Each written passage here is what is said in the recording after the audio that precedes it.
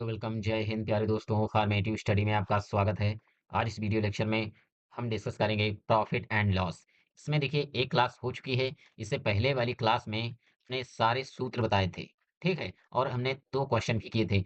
इस क्लास में हम देखिए उन्हीं सूत्रों पर आधारित सभी प्रश्न करेंगे, ठीक है। आप ये सूत्र अगर आप एक बार सारे याद कर लेंगे, ये अगर सब फार्मूले आपको याद होंगे, तो चाहे जैसा प्रॉफिट एंड लॉस से क्वेश्चन हो, आपसे गलती नहीं होगी। आपका मैथ चाहे जितना वीक क्यों ना हो, आप मैथ में चाहे जितना कमजोर क्यों ना हो, बस आप एक बार ये जो फार्मूले हम आपको बताए हैं इससे पहले, वो आप समझ लीजिए, नोट कर लीजिए और याद कर लीजिए, ठीक है। इसके बाद देखिए कोई भी सवाल हो, बस आप वो फार्मूला लगा देना है। तो देखिए क्वेश्चन नंबर 1 है, एक टेप रिकॉर्डर 12% की हानि से 880 में बेचा गया, उसका क्रय मूल्य ज्ञात कीजिए। ठीक है, तो बस आपको कुछ नहीं करना है, फार्मूला लगा देना है। ठीक है, तो क्या निकालना है? क्रय मूल्य। तो क्रय मूल्य का देखिए एक फार्मूला हमने कल आपको बताया था।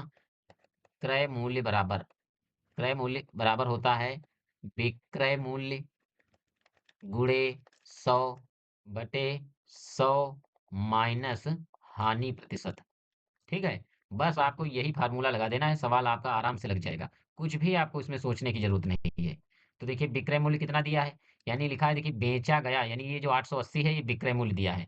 तो लिख दीजिए 880 गुणे 100 बटे 100, 100 माइनस हानि प्रतिशत। हानि कितनी हुई है? तो 12% की। तो यहाँ लिख दीजिए 12। ठीक है, बस आपको इसी को सॉल्व कर लेना है।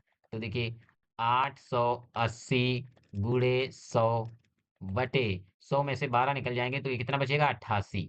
ठीक है, अब देखिए इसको काटिए, तो 88 करना 88, ये भी कट जाएगा, तो ये आ जाएगा 10। ठीक है, और देखिए 10 गुणे 100, तो ये हो जाएगा 1000।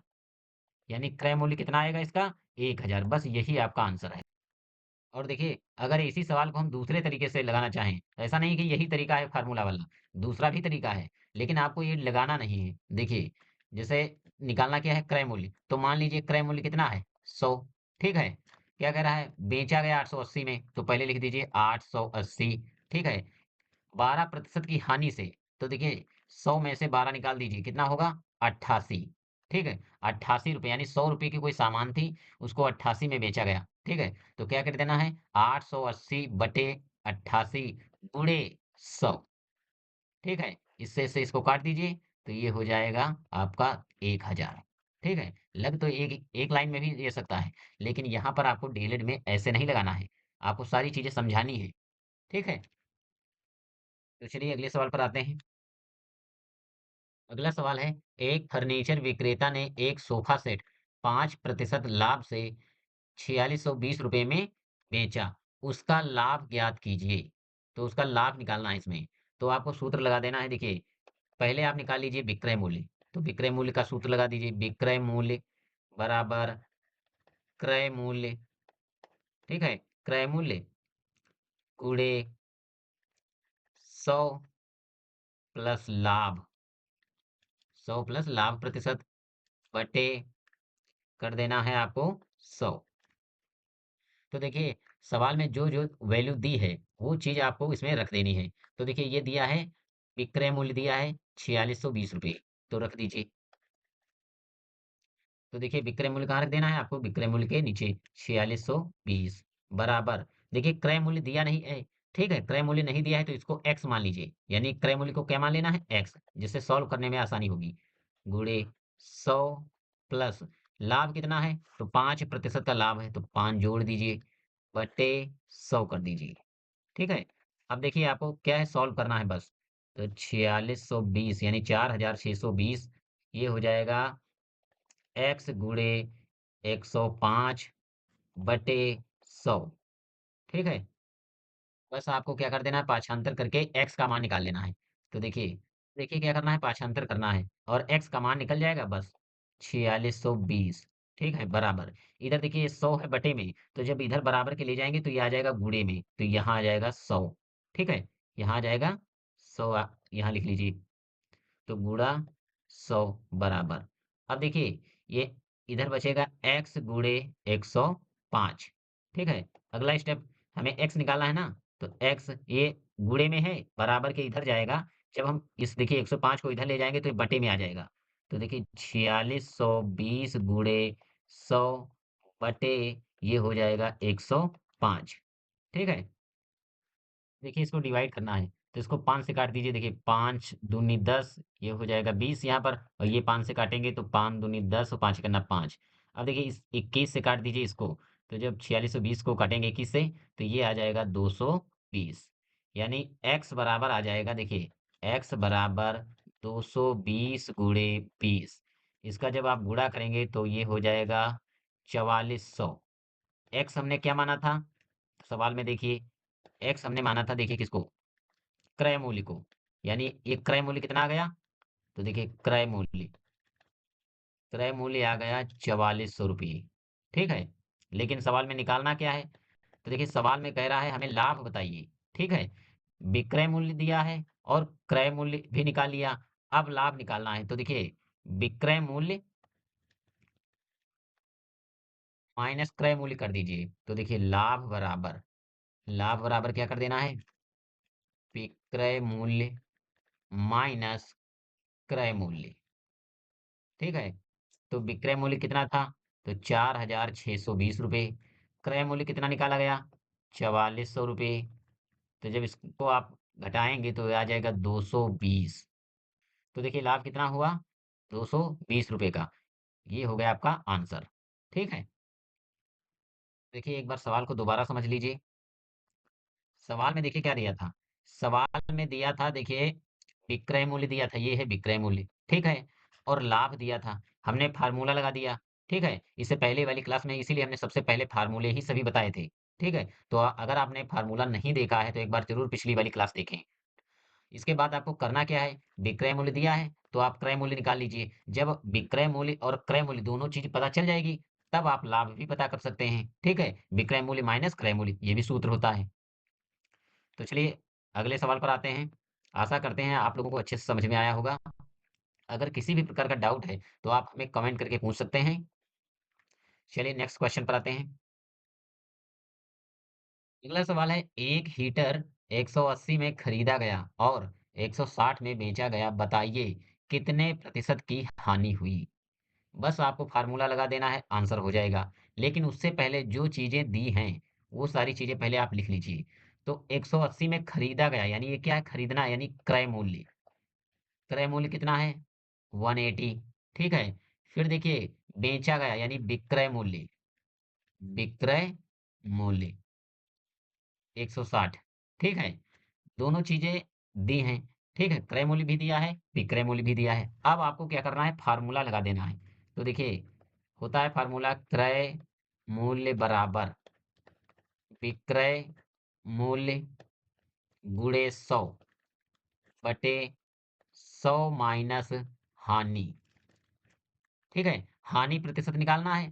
तो जो चीज ना दी हो उसको मान लेना है एक्स, तो यहाँ पर लिख दीजिए माना हानि कितनी है, एक्स। ठीक है, बस अब इसी में आपको फार्मूले में सब कुछ रख देना है, वैल्यू। अब देखिए इसमें सारी चीजें रख देनी है जितनी वैल्यू दी हुई है। तो देखिए क्रय मूल्य की वैल्यू कितनी है, 180, 180 बराबर विक्रय मूल्य 160। ठीक है, गुणे 100 बटे 100 माइनस हानि। हानि हमने कितना मान लिया है, एक्स, क्योंकि हानि ही निकालना है, तो इसको एक्स लिख दीजिए। ठीक है, सारे मान हमने रख दिए। अब इसको क्या करना है, आपको सॉल्व करना है, यानी एक्स का मान निकालना है। तो देखिए इसका कैंची का गुणा कर दीजिए, यहाँ कुछ भी नहीं तो एक मान लीजिए। अब देखिए इस प्रकार कैंची का गुणा हो जाएगा। ठीक है, तो ये हो जाएगा, देखिए 180, 100 माइनस एक्स, इधर क्या हो जाएगा, देखिए 160 गुणे 100। ठीक है, अब देखिए इस 180 को उधर ले जाइए बराबर की, तो ये 100 माइनस एक्स बराबर 160 गुणे 100 बटे, देखिए जो 180 है ये गुणे में लिखा है, तो जब बराबर के दूसरी साइड में आप ले जाएंगे तो ये भाग में आ जाता है। ठीक है, तो ये हो जाएगा 180। अब इसको डिवाइड कर लीजिए, तो ये देखिए काट देंगे, ये जीरो कट जाएगा। अब 2 से काट दीजिए, तो ये हो जाएगा 2 अट्ठी 16, 2 अट्ठी 16 और 2 नवा 18। ठीक है, अब देखिए इसको सॉल्व कीजिए, तो 8 गुणे 100, तो ये हो जाएगा 800 बटे नीचे कितना है 9। ठीक है, तो 100 माइनस एक्स। अब देखिए एक्स का मान निकाल लेना है। तो देखिए ये हो जाएगा, देखिए इस ये एक्स है माइनस का, तो इधर बराबर के दूसरी साइड ले जाएंगे तो प्लस का हो जाएगा। और ये 800 बटे 9 इसको इधर लेकर आएंगे, तो देखिए 100 माइनस 800 बटे 9 बराबर x। ठीक है। अब देखिए इसको सॉल्व कर लीजिए। तो जब इसका आप लासा लेंगे तो ये हो जाएगा 9 और ये हो जाएगा देखिए 900 माइनस 800 बराबर x। ठीक है। तो ये कितना बचेगा? ये हो जाएगा 100 बटे 9। ठीक है। अब अब देखिए क्या करना है। 100 बटे 9 लिखा है, इसको क्या करिए आप भाग कर लीजिए। तो ऐसे कर दीजिए। ठीक है। अब देखिए क्या करना है। 100 बटे 9 इसको क्या करना है, भाग करना है। तो यहाँ पर लिखिए 9, यहाँ पर लिखना है 100। अब भाग करिए तो कितनी बार लग जाएगा? 9 एकन्ना 9, ये हो जाएगा 1, ये जीरो उतारेंगे तो 9 एकन्ना 9, 1। ये देखिए मिश्रित भिन्न में आंसर आएगा। ये होगा देखिए x बराबर आ जाएगा 11 सही 1 बटे 9। ठीक है। तो x हमने माना किसको था? तो देखिए x माना था हमने किसको? हानि को। यानी हानि हमारी कितनी आई, यही आंसर लाना था हमें। ठीक है। तो x बराबर ये क्या है? ये है हानि। तो हानि बराबर 11 सही 1 बटे 9%। ये है आपका आंसर।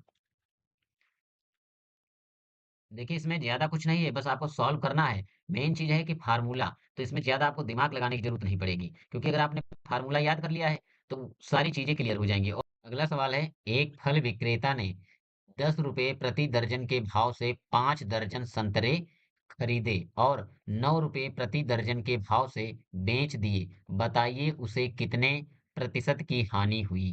ठीक है।